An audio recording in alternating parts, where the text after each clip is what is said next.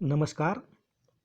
मैं doctor Vijay Kumar government degree college Khairatabad में हिंदी प्राध्यापक के रूप में कार्यरत हूँ। आज के इस वीडियो लेसन में श्रेष्ठ कथाकार भीष्म साहनी का परिचय प्राप्त करेंगे और उसके बाद भीष्म साहनी की प्रसिद्ध कहानी चीफ की दावत की व्याख्या करेंगे। भीष्म साहनी को हिंदी साहित्य जगत में प्रेमचंद की परंपरा का अग्रणी लेखक भी माना जाता है। तो आइए जानते हैं इनका परिचय। तो अगली स्लाइड में देखिए, भीष्म साहनी के परिचय को मैंने 5 बिंदुओं में बांटा है। इन 5 बिंदु के द्वारा भीष्म साहनी का परिचय प्राप्त करेंगे। इस पहला बिंदु है बिंदु नंबर 1, जन्म। अब देखिए, इनका जन्म 8 अगस्त 1915 को रावलपिंडी पाकिस्तान में हुआ। अब देखिए, तब हमारा अखंड भारत था जब पाकिस्तान और भारत अलग नहीं हुए थे। तो इनका जन्म रावलपिंडी पाकिस्तान में 8 अगस्त 1915 को हुआ।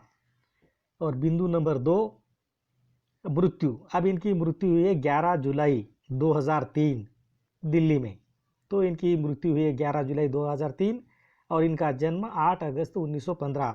ज़्यादातर देखिए जन्म और मृत्यु के बारे में प्रश्न पूछे जाते हैं। तो आगे बढ़ते हैं, बिंदु नंबर 3। अब परिवार में देखिए, अब इन कहा जाता है कि जो भीष्म साहनी हिंदी फिल्मों के जाने माने अभिनेता बलराज साहनी के छोटे भाई थे। अब देखिए, ये सबसे बड़ा परिचय माना जाएगा। बलराज साहनी बहुत ही उम्दे कलाकार या उम्दे अभिनेता रहे हैं। तो भीष्म साहनी बलराज साहनी के छोटे भाई थे। और देखिए, इन्होंने आत्मकथा के रूप में अपने बड़े भाई की आत्मकथा को भी इन्होंने लिखा है। अब देखिए, इन्होंने जो किताब लिखी है उस किताब का नाम है बलराज माय ब्रदर। अंग्रेजी में लिखी है। अभी अंग्रेजी के ही प्रोफेसर थे, लेकिन उन्होंने हिंदी में ही अपना यानी रचनाएं लिखी है। वास्तव में ये अंग्रेजी के प्रोफेसर थे। तो ये हो गया परिवार। अब बिंदु नंबर 4। अब यहाँ पर देखिए, इनकी शिक्षा दीक्षा के बारे में हम संक्षिप्त जानकारी प्राप्त कर लेते हैं। प्रारंभिक शिक्षा रावलपिंडी और उच्च शिक्षा लाहौर गवर्नमेंट कॉलेज लाहौर से अंग्रेजी साहित्य में एमए करने के बाद साहनी ने 1958 में 1958 में पंजाब विश्वविद्यालय से पीएचडी की उपाधि हासिल की। भारत पाकिस्तान विभाजन से पूर्व अवैतनिक शिक्षक होने के साथ साथ वे व्यापार भी करते थे। विभाजन के बाद उन्होंने भारत आकर समाचार पत्रों में लेखन का काम किया। इसके पश्चात अंबाला और अमृतसर में भी अध्यापक रहने के बाद दिल्ली विश्वविद्यालय में साहित्य के प्रोफेसर बने और वहीं से देखिए उनका रिटायरमेंट हुआ और फिर बाद में देखिए वो स्वतंत्र लेखन में लग गए। अब आगे बढ़ते हैं, रचनाएं। अब देखिए, इन्होंने बहुत सारी रचनाओं को इन्होंने रचा है, लिखा है। तो यहाँ पर देखिए, इनकी जो अन्य मुख्य रूप से कथाकार थे। इन्होंने देखिए कविता या काव्य ग्रंथ इन्होंने लिखा नहीं है और केवल ये गद्य या कथाकार के रूप में ही प्रसिद्ध रहे हैं। तो रचनाओं के अंतर्गत हम पहले चर्चा करते हैं उपन्यासों की। तो इनके देखिए 7-8 उपन्यास है जो बहुत ही प्रसिद्ध हुए हैं। उनमें देखिए, इनका पहला उपन्यास है झरोखे और दूसरा है तमस, तीसरा बसंती, चौथा मैया दास की माड़ी, कुंतो, नीलिमा नीलोफर। ये भी इनका देखिए प्रसिद्ध उपन्यास है। और तमस के बारे में तो अब तमस तो बहुत ही यानी प्रसिद्ध उपन्यास रहा है, जिन पर सीरियल भी बनी थी, फिल्म भी बने थे और तमस के लिए देखिए इनको पुरस्कार भी मिला है। तो हम ये अगले बिंदु पर इसकी चर्चा करेंगे। तो ये हो गए उनके प्रमुख उपन्यास। अब उनकी जो कहानी संग्रह, अब इनकी कहानी संग्रह है मेरी प्रिय कहानियाँ, भाग्य रेखा, वांगचू निशाचर। और नाटक है हानुश, माधवी, कबीरा खड़ा बाजार में, मुआवजे। अब देखिए, कबीरा खड़ा बाजार में, अब ये देखिए कबीर का बहुत ही प्रसिद्ध दुआ है। तो ये कबीरा खड़ा बाजार में मांगे सबकी खैर, ना काहू से दोस्ती ना काहू से बैर। ये देखिए पूरा उनका दोहा है ये कबीर का। तो उस दोहे का देखिए पहला पहला वाक्य या पहला मुखड़ा लिया है यहाँ पर कबीरा खड़ा बाजार में, तो ये उनका नाटक है। और उन्होंने उपन्यास, कहानी, नाटक के बाद आत्मकथा, इससे पहले मैंने कहा था बलराज माय ब्रदर यानी उनके बड़े भाई बलराज साहनी, उनके बारे में उन्होंने उनकी आत्मकथा लिखी है। और फिर उन्होंने एक बाल कथा भी लिखी है। अब बाल कथा है गुलेल का खेल, ये उनकी बाल कथा है। और इस तरह देखिए ये सारी उनकी रचनाएं हैं और सभी देखिए गद्य में ही उन्होंने लिखा है, पद्य की ओर उन्होंने लेखनी नहीं चलाई। अब परिचय में देखिए अब बिंदु नंबर 6, अब यहाँ पर देखिए पुरस्कार सम्मान के बारे में हम चर्चा करेंगे कि इनके क्या क्या पुरस्कार मिले। तमस उपन्यास के लिए साहित्य अकादमी पुरस्कार। अब देखिए मैंने इसे तमस के बारे में कहा था, अब देखिए इस तमस नामक उपन्यास पर फिल्म भी बनी है और सीरियल भी बने हैं। तो तमस उपन्यास के लिए साहित्य अकादमी पुरस्कार। शिरोमणि लेखक अवार्ड जो पंजाब सरकार द्वारा दिया जाता है, शिरोमणि लेखक award. Afro Asian writers association का लोटस अवार्ड, अर्थात एफ्रो एशियन राइटर्स एसोसिएशन का लोटस अवार्ड। फिर उसके बाद चौथा है सोवियत लैंड नेहरू अवार्ड। और फिर 5वां है भारत सरकार द्वारा पद्म भूषण अलंकरण से विभूषित किया गया।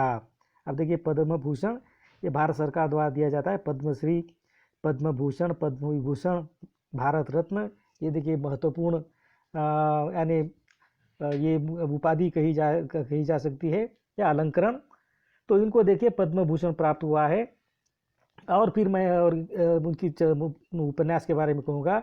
उनके उपन्यास तमस पर 1986 में एक फिल्म का निर्माण भी किया गया और इसी उपन्यास पर सीरियल भी बना था, लेकिन 2-3 एपिसोड के बाद सीरियल को रोकना पड़ा था। तो इसमें देखिए भारत और पाकिस्तान के विभाजन की कहानी थी और इसीलिए देखिए सांप्रदायिक दंगों के डर से देखिए उस सीरियल को रोकना पड़ा। तो ये हो गया देखिए इनका संक्षिप्त परिचय। अब हम आगे बढ़ते हैं, चीफ की दावत कहानी के विषय में बात करते हैं। अब देखिए कहानी पढ़ने से पहले मैं थोड़ा सा देखिए कहानी के बारे में 2 शब्द कहना चाहूँगा ताकि आप लोग कहानी सुनते समय उसको अच्छी तरह समझ सके। तो चीफ की दावत भीष्म साहनी द्वारा रचित प्रमुख कहानी है। इस कहानी में उन्होंने मध्य वर्गीय समाज के खोखलेपन तथा दिखावटीपन को दर्शाया है। उनके द्वारा रचित कहानी आज भी उतनी ही प्रासंगिक है जितनी उस समय थी। भीष्म साहनी ने श्यामनाथ के माध्यम से शिक्षित युवा पीढ़ी पर करारा व्यंग किया है। अब देखिए जब कहानी जब पढ़ूंगा तो तब देखिए श्यामनाथ के व्यवहार के बारे में अब अच्छी तरह से ध्यान दीजिए। आज के शिक्षित युवा वर्ग अपने माता पिता को बोझ समझते हैं। अब देखिए ये बहुत बड़ी बीमारी है। व्यक्ति अपनी सुख सुविधा के लिए अपने माता पिता को छोड़ देते हैं। वे यह तक भूल जाते हैं कि आज जिस समाज में तुम रह रहे हो उनकी बदौलत है। अपने बच्चों को काबिल बनाने के लिए माता पिता अपना सर्वस्व समर्पित कर देते हैं। उनका पूरा जीवन अपने बच्चों की खुशी के लिए बलिदान में व्यतीत हो जाता है। चीफ की दावत एक ऐसी ही कहानी है जिसमें स्वार्थी बेटे श्यामनाथ को अपनी विधवा बूढ़ी माँ का बलिदान फर्ज ही नजर आता है। तो ये होगी देखिए कहानी के बारे में थोड़ी सी जानकारी, ताकि आप लोग अभी इस कहानी को ध्यान से सुन सके, ध्यान से समझ सके। और अभी हम देखिए आगे बढ़ते हैं और कहानी का आरंभ हम शुरू करते हैं। अब देखिए कहानी का आरंभ इस वाक्य से होता है। आज मिस्टर श्यामनाथ के घर चीफ की दावत थी।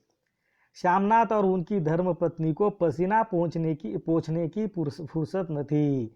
पत्नी ड्रेसिंग गाउन पहने, उलझे हुए बालों का जूड़ा बनाए, मुंह पर फैली हुई सुर्खी और पाउडर को मले और मिस्टर श्यामनाथ सिगरेट पर सिगरेट फूंकते हुए चीज़ों की फेहरिस्त हाथ में थामे एक कमरे से दूसरे कमरे में आ जा रहे थे। आखिर 5 बजते बजते तैयारी मुकम्मल होने लगी। कुर्सियाँ, मेज, तिपाइयाँ, नैपकिन, फूल सब बरामदे में पहुंच गए। ड्रिंक का इंतज़ाम बैठक में कर दिया गया। अब घर का पालतू सामान अलमारियों के पीछे और पलंगों के नीचे छिपाया जाने लगा। तभी श्यामनाथ के सामने सहसा एक अड़चन हो गई। माँ का क्या होगा? इस बात की ओर न उनका और न उनकी कुशल गृहिणी का ध्यान गया था। मिस्टर श्यामनाथ श्रीमती की ओर घूमकर अंग्रेजी में बोले, माँ का क्या होगा। अब ध्यान दीजिए, अब वो माँ के बारे में अब ये सारी बातें अब आप समझ सकेंगे कि आप देखिए दोनों पति पत्नी माँ के बारे में कैसे विचार रखते हैं। हाँ, श्यामनाथ सिगरेट मुंह में रखे सिकुड़ी आंखों से श्रीमती के चेहरे की ओर देखते हुए पल भर सोचते रहे, फिर सिर हिलाकर बोले, नहीं, मैं नहीं चाहता कि उस बुढ़िया का आना जाना। हाँ, श्रीमती काम करते ठहर गई और थोड़ी देर तक सोचने के बाद बोली, इन्हें पिछवाड़े इनकी सहेली के घर भेज दो, रात भर बेशक वहीं रहे, कल आ जाए। श्यामनाथ सिगरेट मुंह में रखे सिकुड़ी आंखों से श्रीमती के चेहरे की ओर देखते हुए पल भर सोचते रहे, फिर सिर हिलाकर बोले, नहीं, मैं नहीं चाहता कि उस बुढ़िया का आना जाना यहाँ फिर से शुरू हो। पहले ही बड़ी मुश्किल से बंद किया था। माँ से कहे कि जल्दी से जल्दी खाना खा के शाम को ही अपनी कोठरी में चली जाए। मेहमान कहीं 8 बजे आएंगे, इससे पहले ही अपने काम से निबट ले। सुझाव ठीक था, दोनों को पसंद आया, मगर फिर सहसा श्रीमती बोल उठी, जो वह सो गई और नींद में खर्राटे लेने लगी तो क्वेश्चन मार्क, साथ ही तो बरामदा है जहां लोग खाना खाएंगे। तो इन्हें कह देंगे कि अंदर से दरवाजा बंद कर ले, मैं बाहर से ताला लगा दूंगा, या माँ को कह देता हूं कि अंदर जाकर सोए नहीं, बैठी रहे, और क्या। और जो सो गई तो डिनर का क्या मालूम कब तक चले, 11-12 बजे तक तो तुम ड्रिंक ही करते रहते हो। श्यामनाथ कुछ खींच उठे, हाथ झटकते हुए बोले, अच्छी भली ये भाई के पास जा रही थी, तुमने यूं ही खुद अच्छा बनने के लिए बीच में टांग अड़ा दी। वाह, तुम माँ और बेटे की बातों में मैं क्यों बुरी बनूं, तुम जानो और वह जाने। मिस्टर श्यामनाथ चुप रहे। यह मौका बहस का न था, समस्या का हल ढूंढने का था। उन्होंने घूमकर माँ की कोठरी की ओर देखा।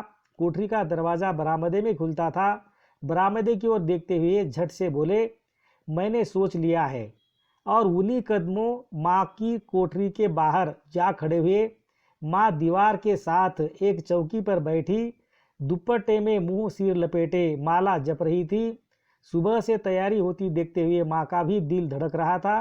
बेटे के दफ्तर का बड़ा साहब घर पर आ रहा है, सारा काम सुबीते से चल जाए। माँ, आज तुम खाना जल्दी खा लेना, मेहमान लोग 7:30 बजे आ जाएंगे। माँ ने धीरे से मुंह पर से दुपट्टा हटाया और बेटे को देखते हुए कहा, आज मुझे खाना नहीं खाना है बेटा, तुम तो जानते हो मांस मछली बने तो मैं कुछ नहीं खाती। जैसे भी हो अपने काम से जल्दी निबट लेना। अच्छा बेटा।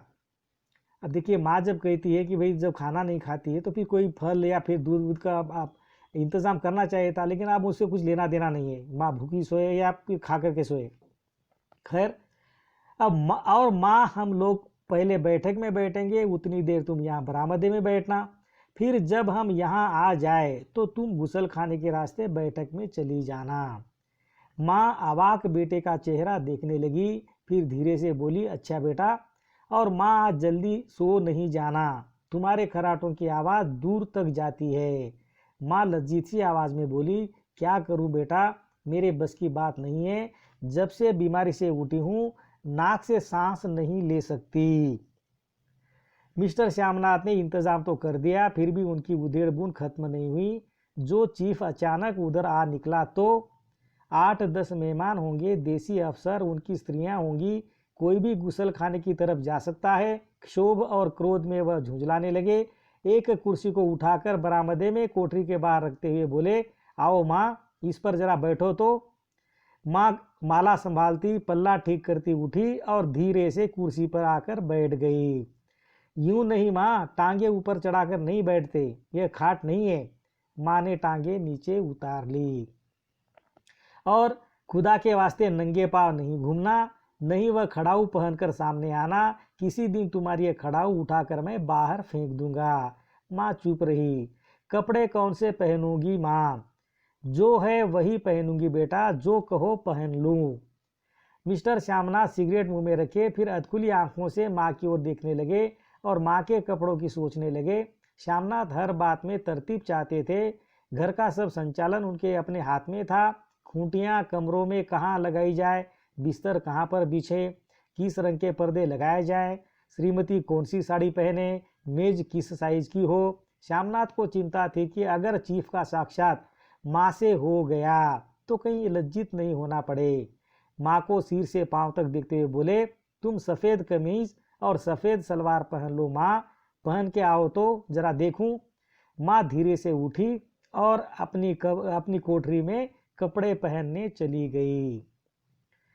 यह माँ का झमेला ही रहेगा। उन्होंने फिर अंग्रेजी में अपनी स्त्री से कहा, कोई ढंग की बात हो तो भी कोई कहे, अगर कहीं कोई उल्टी सीधी बात हो गई, चीफ को बुरा लगा तो सारा मजा जाता रहेगा। माँ सफ़ेद कमीज और सफ़ेद सलवार पहनकर बाहर निकली। छोटा सा कद, सफ़ेद कपड़ों में लिपटा छोटा सा सूखा हुआ शरीर, धुंधली आंखें, केवल सिर के आधे झड़े हुए बाल पल्ले की ओट में छिप पाए थे। पहले से कुछ ही कम कुरूप नजर आ रही थी। चलो ठीक है, कोई चूड़िया उड़िया हो तो वह भी पहन लो, कोई हर्ज नहीं। चूड़िया कहाँ से लाऊं बेटा, तुम तो जानते हो सब जेवर तुम्हारी पढ़ाई में बिक गए। यह वाक्य श्यामनाथ को तीर की तरह लगा। तिनक कर बोले, यह कौन सा राग छेड़ दिया माँ, सीधा कह दो नहीं है जेवर, बस। इससे पढ़ाई वढ़ाई का क्या ताल्लुक है। जो जेवर बिका तो कुछ बनकर ही आया हूं, निरा लंडूरा तो नहीं लौटाया। जितना दिया था उससे दुगना ले लेना। मेरी जीभ जल जाए बेटा, तुमसे जेवर लूंगी। मेरे मुंह से यूं ही निकल गया, जो होते तो लाख बार पहनती। 5:30 बज चुके थे। अभी मिस्टर श्यामनाथ को खुद भी नहा धोकर तैयार होना था।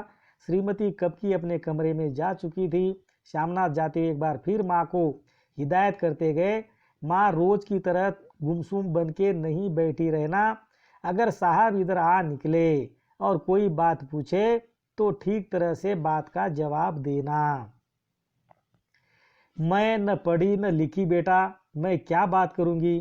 तुम कह देना माँ अनपढ़ है, कुछ जानती समझती नहीं, वह नहीं पूछेगा। 7 बजते बजते माँ का दिल धक धक करने लगा। अगर चीफ सामने आ गया और उसने कुछ पूछा तो वह क्या जवाब देगी। अंग्रेज को तो दूर से ही देखकर घबरा उठती थी। यह तो अमरीकी है, न मालूम क्या पूछे, मैं क्या कहूँगी। माँ का जी चाहा कि चुपचाप पिछवाड़े विधवा सहेली के घर चली जाए, मगर बेटे के हुक्म को कैसे टाल सकती थी। चुपचाप कुर्सी पर से टांगे लटकाए वहीं बैठी रही। एक कामयाब पार्टी वह है जिसमें ड्रिंक कामयाबी से चल जाए। श्यामनाथ की पार्टी सफलता के शिखर चूमने लगी। वार्तालाप उसी रव में बह रहा था जिस रव में गिलास भरे जा रहे थे। कहीं कोई रुकावट न थी, कोई अड़चन न थी। साहब को विस्की पसंद आई थी, मेम साहब को पर्दे पसंद आए थे, सोफा कवर का डिजाइन पसंद आया था, कमरे की सजावट पसंद आई थी। इससे बढ़कर क्या चाहिए। साहब तो ड्रिंक के दूसरे दौर में ही चुटकुले और कहानियां कहने लग गए थे। दफ्तर में जितना रोब रखते थे, यहाँ पर उतने ही दोस्त परवर हो रहे थे। और उनकी स्त्री काला गाउन पहने, गले में सफ़ेद मोतियों का हार, सेंट और पाउडर की महक से ओतप्रोत कमरे में बैठी सभी देसी स्त्रियों की आराधना का केंद्र बनी हुई थी। बात बात पर हंसती, बात बात पर सिर हिलाती और श्यामनाथ की स्त्री से तो ऐसे बात कर रही थी जैसे उनकी पुरानी सहेली हो।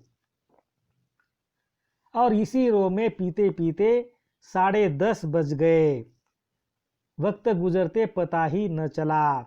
आखिर सब लोग अपने अपने गिलासों में से आखिरी घूंट पीकर खाना खाने के लिए उठे और बैठक से बाहर निकले। आगे आगे श्यामनाथ रास्ता दिखाते हुए, पीछे चीफ और दूसरे मेहमान। बरामदे में पहुंचते ही श्यामनाथ सहसा ठिठक गए। जो दृश्य उन्होंने देखा उससे उनकी टांगें लड़खड़ा गई और क्षण भर में सारा नशा हिरन होने लगा। बरामदे में एन कोठरी के बाहर माँ अपनी कुर्सी पर ज्यों की त्यों बैठी थी, मगर दोनों पांव कुर्सी की सीट पर रखे हुए और सिर दाएं से बाएं और बाएं से दाएं झूल रहा था और मुंह में से लगातार गहरे खर्राटों की आवाज़ आ रही थी। जब सिर कुछ देर के लिए टेढ़ा होकर एक तरफ को थम जाता तो खर्राटे और भी गहरे हो उठते और फिर जब झटके से नींद टूटती तो सिर फिर दाएं से बाएं झूलने लगता। पल्ला सिर पर से खिसक आया था और माँ के झरे हुए बाल आधे गंजे सिर पर अस्त व्यस्त बिखर रहे थे। देखते ही श्यामनाथ क्रुद्ध हो उठे।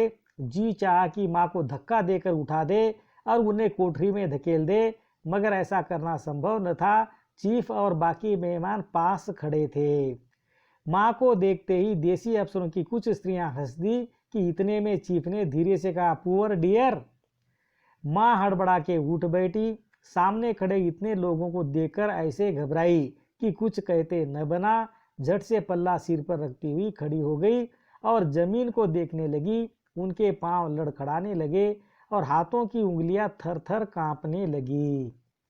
माँ, तुम जाके सो जाओ, तुम क्यों इतनी देर तक जाग रही थी? और खिसियाई हुई नजरों से श्यामनाथ चीफ के मुंह की ओर देखने लगे।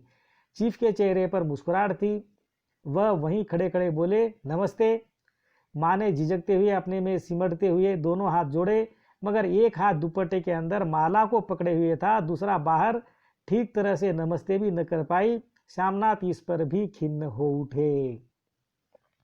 इतने में चीफ ने अपना दायां हाथ मिलाने के लिए माँ के आगे किया। माँ और भी घबरा उठी। माँ, हाथ मिलाओ। पर हाथ कैसे मिलाती? दाएं हाथ में तो माला थी। घबराहट में माँ ने बायां हाथ ही साहब के दाएं हाथ में रख दिया। श्यामनाथ दिल ही दिल में जल उठे। देसी अफसरों की स्त्रियां खिलखिलाकर हंस पड़ी। यूं नहीं माँ, तुम तो जानती हो दायां हाथ मिलाया जाता है, दायां हाथ मिलाओ। मगर तब तक चीफ माँ का बायां हाथ ही बार बार हिलाकर कह रहे थे, हाउ डू यू डू। कहो माँ, मैं ठीक हूँ, खैरियत से हूँ। माँ कुछ बड़बड़ाई। माँ कहती है, मैं ठीक हूँ। कहो माँ, हाउ डू यू डू। माँ धीरे से सुखचाती बोली, हाउ डू डू। एक बार फिर कहा उठा। वातावरण हल्का होने लगा। साहब ने स्थिति संभाल ली थी। लोग हंसने चहकने लगे थे। श्यामनाथ के मन का क्षोभ भी कुछ कुछ कम होने लगा था। साहब अपने हाथ में माँ का हाथ अब भी पकड़े हुए थे और माँ सिकुड़ी जा रही थी। साहब के मुंह से शराब की बू आ रही थी। श्यामनाथ अंग्रेजी में बोले, मेरी माँ गांव की रहने वाली है, उम्र भर गांव में रही है, इसलिए आपसे लजाती है। साहब इस पर खुश नजर आए। बोले, सच?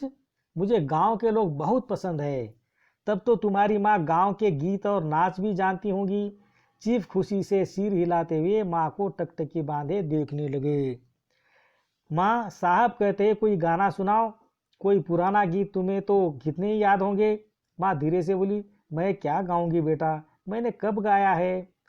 वाह माँ, मेहमान का कहा भी कोई टालता है। साहब ने इतना रीत से कहा है, नहीं गाओगी तो साहब बुरा मानेंगे। मैं क्या गाऊं बेटा, मुझे क्या क्या आता है। वाह, कोई बढ़िया टप्पे सुना दो, दो पत्थर अनारा दे। अब देखिए ये श्यामनाथ अपनी माँ को आप समझाने की कोशिश करते हैं। देसी अफसर और उनकी स्त्रियों ने इस सुझाव पर तालियां पीटी। माँ कभी दीन दृष्टि से बेटे के चेहरे को देखती, कभी पास खड़ी बहू के चेहरे को। इतने में बेटे ने गंभीर आदेश भरे लिहाज में कहा, माँ। इसके बाद हाँ या ना का सवाल ही न उठता था। माँ बैठ गई और क्षीण दुर्बल लरजती आवाज में एक पुराना विवाह का गीत गाने लगी। हरियाणी माए हरियाणी बहने, हरिया ते भागी भरिया है। देसी स्त्रियां खिलखिला के हंस उठी। 3 पंक्तियां गा के माँ चुप हो गई। बरामदा तालियों से गूंज उठा। साहब तालियां पीटना बंद ही न करते थे। श्यामनाथ की खींच प्रसन्नता और गर्व में बदल उठी थी। माँ ने पार्टी में नया रंग भर दिया था। तालियां थमने पर साहब बोले, पंजाब के गांव की दस्तकारी क्या है। श्यामनाथ खुशी में झूम रहे थे। बोले, वो बहुत कुछ साहब, मैं आपको एक सेट उन चीजों का भेंट करूंगा, आप उन्हें देखकर खुश होंगे। मगर साहब ने सिर हिलाकर अंग्रेजी में फिर पूछा, नहीं, मैं दुकानों की चीज नहीं मांगता। पंजाबियों के घरों में क्या बनता है और औरतें खुद क्या बनाती है। श्यामनाथ कुछ सोचते हुए बोले, लड़कियां गुड़ियां बनाती है और फुलकारियां बनाती है। फुलकारी क्या है?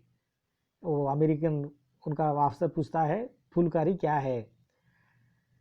हाँ, श्यामनाथ फुलकारी का मतलब समझाने की असफल चेष्टा करने के बाद माँ को बोले, क्यों माँ, कोई पुरानी फुलकारी घर में है? माँ चुपचाप अंदर गई और अपनी पुरानी फुलकारी उठा लाई। साहब बड़ी रुचि से फुलकारी देखने लगे। पुरानी फुलकारी थी, जगह जगह से उसके तागे टूट रहे थे और कपड़ा फटने लगा था। साहब की रुचि को देख कर श्यामनाथ बोले, यह फटी हुई है साहब, मैं आपको नई बनवा दूंगा, माँ बना देगी।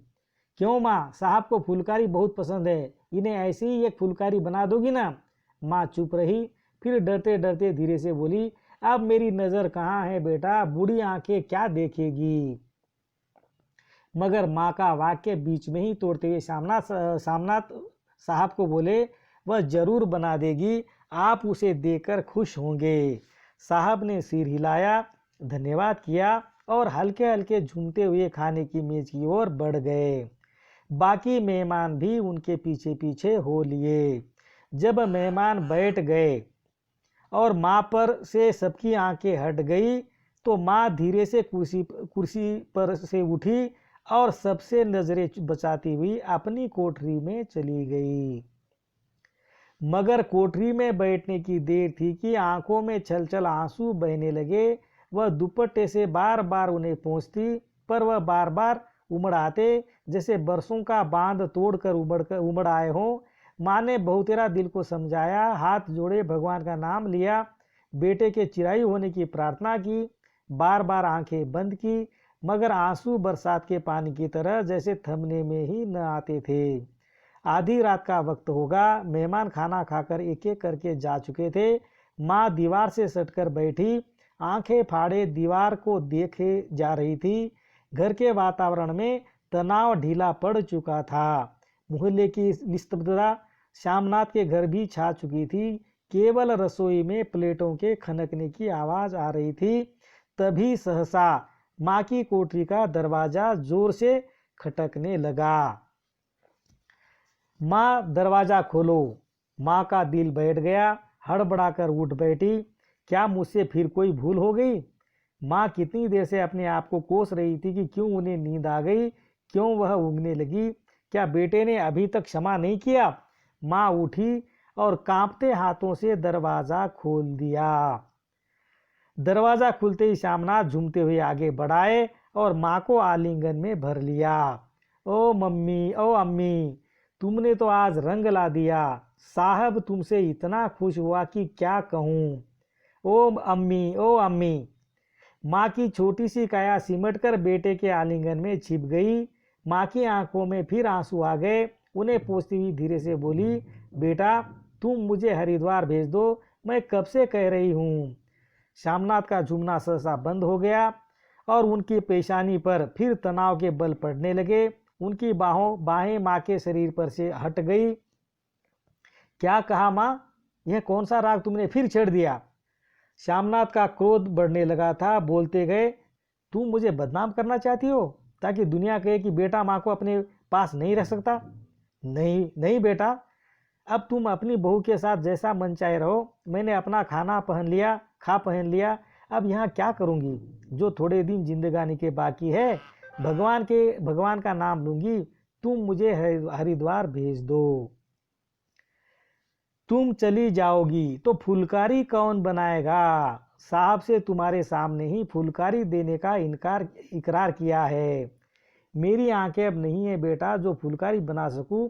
तुम कहीं और से बनवा लो, बनी बनाई ले लो।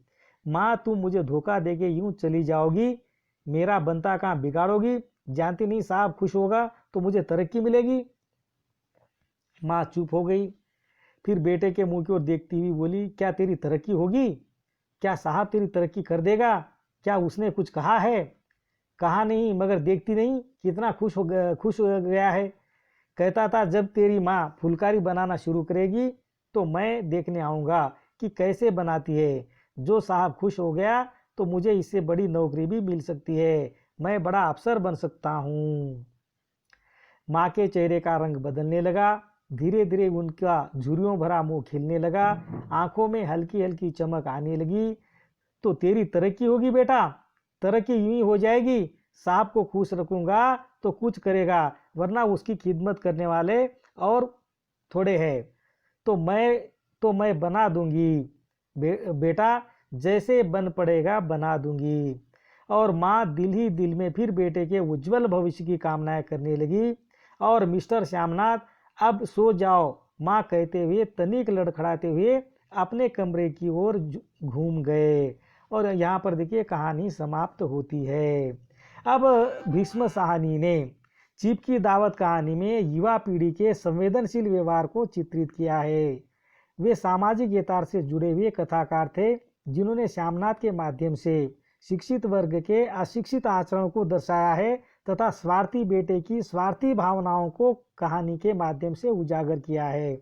आप लोगों ने जो कहानी सुनते समय आप लोगों ने अनुभव किया होगा कि उनका बेटा कितना स्वार्थी है और अपने स्वार्थ के लिए अपने माँ को देखिए कैसे वो इस्तेमाल करता है। उन्होंने युवा पीढ़ी को यह एहसास दिलाने की कोशिश की है कि हमें रिश्तों की पवित्रता को नहीं भूलना चाहिए, अपने घर में बुजुर्गों के प्रति लगाव रखना चाहिए, उन्हें बोझ समझकर नहीं बल्कि अपनेपन की भावना से रखना चाहिए। और इस तरह देखिए बहुत ही अच्छा संदेश इस कहानी के द्वारा हमें प्राप्त होता है और मैं इस कहानी को यहीं पर समाप्त करना चाहूँगा। धन्यवाद।